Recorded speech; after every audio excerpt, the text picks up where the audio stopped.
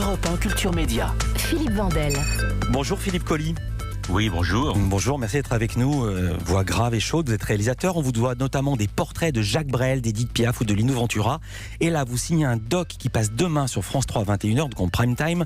Documentaire consacré à l'un des plus grands noms de l'histoire de la chanson française, Georges Brassens, une sorte de La Fontaine du XXe siècle. Et je vais commencer par un paradoxe.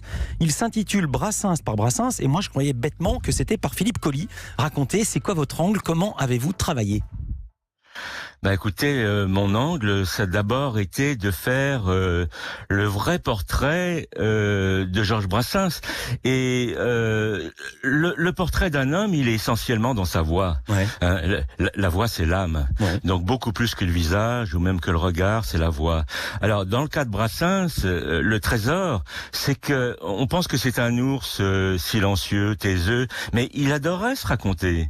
Et quand il était en confiance avec des journalistes qu'il aimait bien, il était intarissable. Alors donc, ce trésor, on l'a exploité, j'ai essayé vraiment de l'exploiter à fond, parce que je trouve que Brassens, c'est une voix qui réchauffe dans un monde froid. Ouais, vous avez exhumé plein de documents d'époque peu connus. Voilà.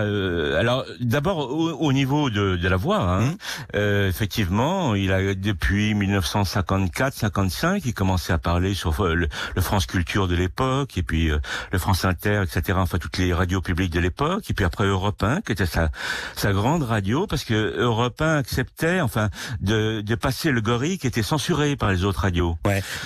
Il y a même, je précise que dans le doc, il y a même un truc formidable, il y a le gorille avec le tampon du visa de censure qui dit que c'est interdit d'être en diffusion sur les ondes nationales. Et puisque vous parlez de voix, Philippe Colly, je dois préciser qu'il y a une très très belle voix off signée Sandrine Kiberlin. Alors on a tout dit sur Brassens, sur ses chansons, mais c'était encore plus fort évidemment quand c'est lui qui raconte. Exemple, il a fait des confidences sur son talent et sur sa technique. Ma musique, elle doit être inentendue. Il faut que mes chansons aient l'air d'être parlées. Il faut que ceux qui m'entendent croient que je ne sais pas chanter, croient que je fais des petites musiquettes faciles. Il ne faut pas qu'au moyen d'artifices musicaux, je détourne l'attention du texte. C'est extraordinaire parce qu'il prête justement volontairement le flanc à la critique. Et oui, puis là il est en pleine contradiction personnelle. C'est d'où la richesse du personnage, parce que Brassens, il le dit lui-même dans le portrait. Pour lui, ce qui comptait au départ, c'est la musique, et c'est même les musiquettes. Il adorait Tino Rossi, Marinella, les chansons que chantait sa mère. Il adorait ça. Et puis, à partir du moment où il n'a pas pu être l'écrivain qu'il voulait être, mais il est devenu auteur-chanteur.